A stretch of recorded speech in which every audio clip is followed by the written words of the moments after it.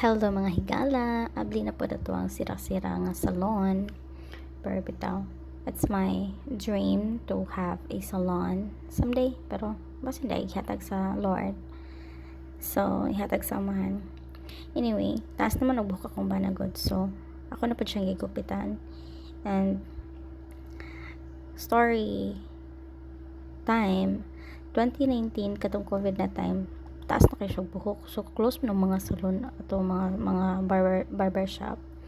So, mo to, kanang, I tried na gupitan siya kay basin di ay o kanang ganahan na siya pero nagkuhan ko kanang careful ko and to make the story short, ganahan siya sa ako ang gupit. So, mo to, di na din siya ko salon, ako na din ang gupit niya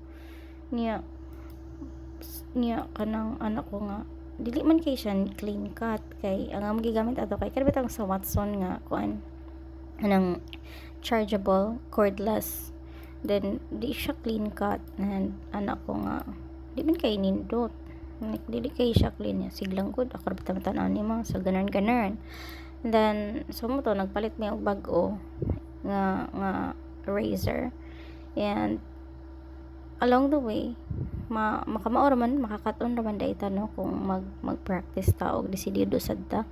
So mo to nag try ko, and yeah, it's been few years na nagupit ko. Anyway, nagamit gihapon ako sa ako ang baby. So mas ganahan nung ko kay di na may matog salon magpakat ni Peter. So kana struggle gihapon kay kuan per iputang naman sa chair, and we don't usually do screen time ni Peter since bawal pa daw, but kanang mag screen time lang may panagsa kung needed like mulakaw or ingani magupit. And then yeah, himahilak di siya ganahan sa kuan sa buhok, so gi-brush off ni nanay. To the rescue gihapon si nanay, yay, thank you so much.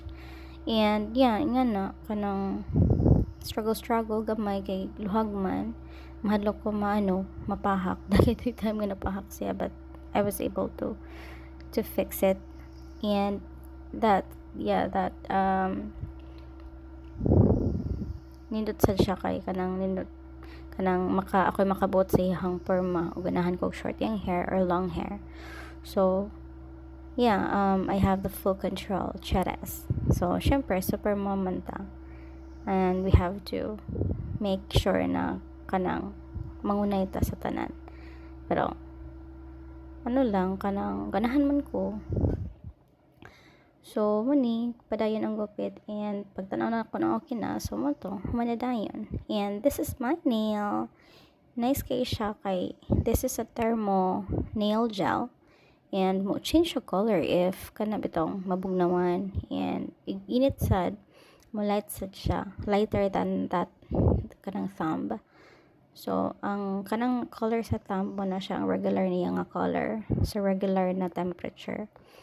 And og mabugnaw lang like mag-hold ka og something cold or madakag mall nga bugnaw, ang iyang tumoy kay mo ombre siya. And that's it for today's video. Bye! Thank you for watching.